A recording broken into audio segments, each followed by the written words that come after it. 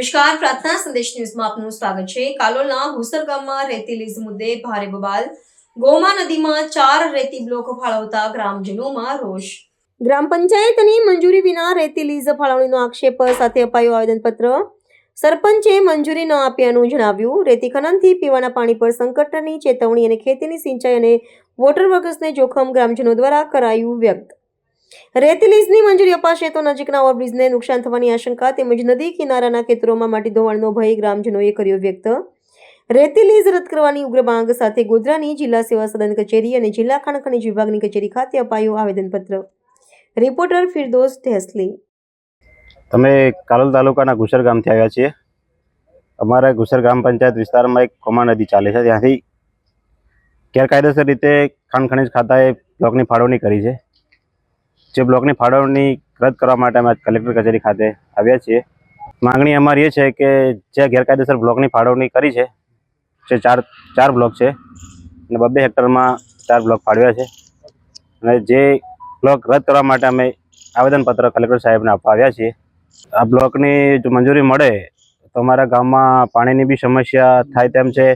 નવીન બ્રિજનું કામ ચાલી રહ્યું છે, બ્રિજને પણ નુકસાન થાય તેમ છે, કેમ કે બ્રિજની આજુબાજુ જ્યાં રેતી છે ત્યાં જ આ લોકોએ બ્લોકની ફાળવણી કરી છે, જેથી કરીને બ્રિજ ટૂંક સમયમાં જો બ્લોકની ફાળવણી થાય તો બ્રિજ પાછો તૂટી જાય તેમ છે।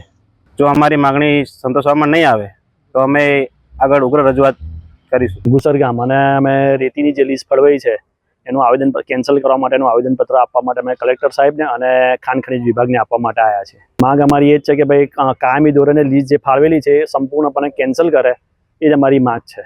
લીઝ ફાળવામાં આવે તો સૌથી પહેલાં તો પાણીની સમસ્યા ઊભી થાય છે, અને જે જગ્યાએ લીઝ ફાળવી છે એ જગ્યાએ ગામનો વોટર વર્ક્સનો કૂવો આવેલો છે। પછી જે અત્યારે નવીન જે બ્રિજ બની રહ્યો છે, અત્યારે પાયાનું કામ ચાલી રહ્યું છે, પાયા જ હજુ ઊભા થઈ રહ્યા છે, અને જો લીઝ એ જ જગ્યાએથી જો ફાળવામાં આવશે અને રેતી નીકળી જશે તો પાયાથી માંડીને બધું જ સમગ્રપણે નુકસાન થાય એવું છે।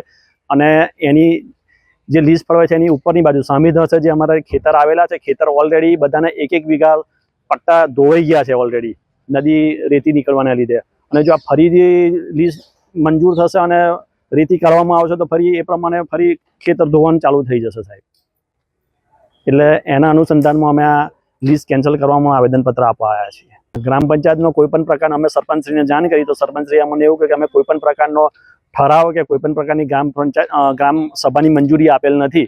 તો અમારી માંગ એ જ છે કે સંપૂર્ણપણે જે રેતીની 4 બ્લોક ફળવાયેલા છે 4 બ્લોક કેન્સલ કરે, અને કેન્સલ કરે એટલે નહીં, અને જો કેન્સલ ના કરે તો અમે આગળની કાર્યવાહી પ્રમાણે અમે ઉપવાસ પર બી ઉતરવાની તૈયારી છે, અને ઉપવાસ પર ઉતરીશું બી, અને એની લડત આગળ જારી રહેશે। પ્રાર્થના સંદેશ ન્યૂઝની તમામ લેટેસ્ટ અપડેટ્સ માટે ચેનલને હમણાં જ લાઈક, શેર અને સબસ્ક્રાઇબ કરો।